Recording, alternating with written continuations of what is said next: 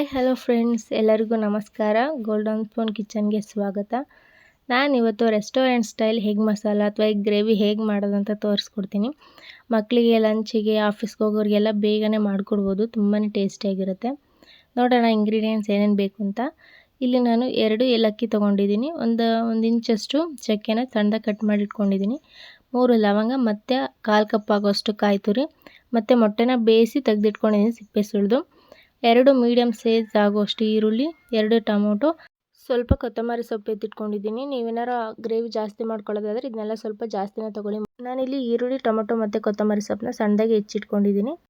ನೋಡಿ, ನಾನು ಮೊಟ್ಟೆನ ಈ ಥರ ಕಟ್ ಮಾಡಿ ಇಟ್ಕೊಂಡಿದ್ದೀನಿ. ಆವಾಗ ಮಸಾಲೆ ಎಲ್ಲ ತುಂಬ ಚೆನ್ನಾಗಿ ಅದರೊಳಗಡೆ ಹೋಗುತ್ತೆ. ಈಗ ನಾನೊಂದು ಬಾಣಲಿಗೆ 1 ಟೇಬಲ್ ಸ್ಪೂನಷ್ಟು ಎಣ್ಣೆ ಹಾಕಿ ಅದಕ್ಕೆ 1 ಸ್ಪೂನಷ್ಟು ಅಚ್ಚ ಖಾರದ ಪುಡಿ, 1 ಟೀ ಸ್ಪೂನ್ ಅರಿಶಿನ ಪುಡಿ ಹಾಕಿ ಇದನ್ನ ನೀಟಾಗಿ ಫ್ರೈ ಮಾಡ್ಕೊತಿದ್ದೀನಿ. ಅದರಲ್ಲೇ ನೀವಿಲ್ಲಿ ಮೊಟ್ಟೆನ ಫ್ರೈ ಮಾಡಬೇಕಾದ್ರೆ ಸಾಲ್ಟ್ ಸಹ ಹಾಕ್ಕೋಬೋದು. ನಾನಿಲ್ಲಿ ಹಾಕಿಲ್ಲ, ಯಾಕೆಂದರೆ ಮೊಟ್ಟೆ ಬೇಯಿಸಬೇಕಾದ್ರೆ ನಾನಿಲ್ಲಿ ಉಪ್ಪು ಹಾಕ್ಕೊಂಡಿದ್ದೀನಿ, ಹಾಗಾಗಿ ಬೇಡ ಅಂತ ನಾನು ಹಾಕ್ಕೊಂಡಿಲ್ಲ. ನೋಡಿ, ಈ ಥರ ನೀಟಾಗಿ ಫ್ರೈ ಮಾಡ್ಕೊಂಡಾದ್ಮೇಲೆ ಅದನ್ನು ಒಂದು ಬೌಲ್ಗೆ ಅಥವಾ ಪ್ಲೇಟ್ಗೆ ಅದನ್ನ ಮೊಟ್ಟೆನ ಎತ್ತಿಟ್ಕೊಳ್ಳಿ ನೀಟಾಗಿ. ನೋಡಿ, ಎಲ್ಲ ಮೊಟ್ಟೆನ ಈ ಥರ ನಾವು ಕಟ್ ಮಾಡೋದ್ರಿಂದ ಸೈಡ್ ಮೊಟ್ಟೆನ ಮಸಾಲೆ ಎಲ್ಲ ನೀಟಾಗಿ ಇಟ್ಕೊಳ್ಳುತ್ತೆ.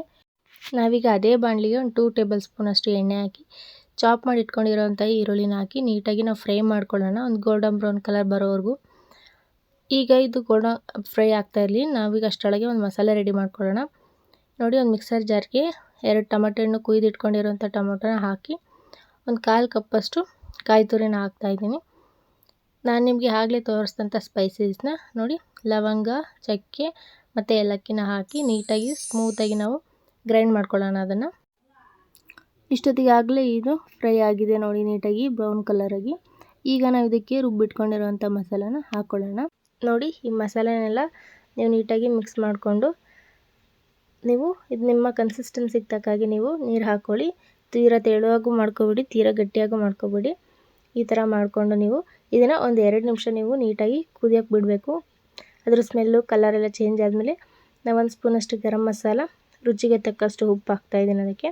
ನೋಡಿ, ಈಗ ಮಸಾಲೆನ ನೀಟಾಗಿ ಚೆನ್ನಾಗಿ ಕುದಿಸ್ಕೋಬೇಕು. ಅದು ಬಣ್ಣ ಮತ್ತು ಎಣ್ಣೆ ಎಲ್ಲ ನೀಟಾಗಿ ಬಿಟ್ಕೋಬೇಕು. ನೋಡಿ, ಕುದಿಸ್ಕೊಂಡಾದ್ಮೇಲೆ ನಾನು ಮೊಟ್ಟೆನ ಹಾಕ್ಕೊಂಡಿದ್ದೀನಿ. ಮೊಟ್ಟೆ ಹಾಕಿ ಒಂದು ಸತಿ ನಾವು ಮಿಕ್ಸ್ ಮಾಡ್ಕೊಳ್ಳೋಣ ನೀಟಾಗಿ. ಅದ್ರ ಮಸಾಲೆ ಎಲ್ಲ ಆವಾಗ ಮೊಟ್ಟೆ ಒಳಗಡೆ ನೀಟಾಗಿ ಹೋಗುತ್ತೆ, ಆವಾಗ ತಿನ್ನೋದಕ್ಕೆ ಕೂಡ ತುಂಬ ಚೆನ್ನಾಗಿರುತ್ತೆ. ನಾನು ಕೊನೆಯದಾಗಿಲ್ಲಿ ಕೊತ್ತಂಬರಿ ಸೊಪ್ಪು ಹಾಕಿ ಒಂದು 2 ನಿಮಿಷ ಅದನ್ನು ಪ್ಲೇಟ್ ಮುಚ್ಚಿ ಹಾಗೆ ಲೋ ಫ್ಲೇಮಲ್ಲಿ ಬಿಡ್ತೀನಿ. ನೋಡಿ, ಈಗ ಮಸಾಲೆ ಎಲ್ಲ ನೀಟಾಗಿ ಮೊಟ್ಟೆಗೆ ಅಂಟ್ಕೊಂಡಿದೆ. ತುಂಬಾ ಚೆನ್ನಾಗಿರುತ್ತೆ ರೊಟ್ಟಿ, ಚಪಾತಿ, ಪೂರಿ ಎಲ್ಲದಕ್ಕೂ, ರೈಸ್ ಎಲ್ಲ. ನೋಡಿ, ಈ ಥರ ಲಂಚ್ ಬಾಕ್ಸಿಗೆಲ್ಲ ತುಂಬ ಚೆನ್ನಾಗಿರುತ್ತೆ. ಮಕ್ಕಳು ಕೂಡ ತುಂಬ ಇಷ್ಟಪಟ್ಟು ತಿಂತಾರೆ. ಸೊ ನೀವು ಒಂದ್ಸತಿ ಟ್ರೈ ಮಾಡಿ ನೋಡಿ ಹೇಗಿತ್ತು ಅಂತ ಕಮೆಂಟಲ್ಲಿ ತಿಳಿಸಿ. ಇಷ್ಟ ಆದರೆ ಲೈಕ್ ಮಾಡಿ, ಆ್ಯಂಡ್ ಇದೇ ಥರ ಮೋರ್ ಕುಕಿಂಗ್ ವೀಡಿಯೋಸ್ಗೋಸ್ಕರ ಚಾನಲ್ನ ಸಬ್ಸ್ಕ್ರೈಬ್ ಆಗೋದನ್ನು ಮಾತ್ರ ಮರಿಬೇಡಿ. And stay healthy.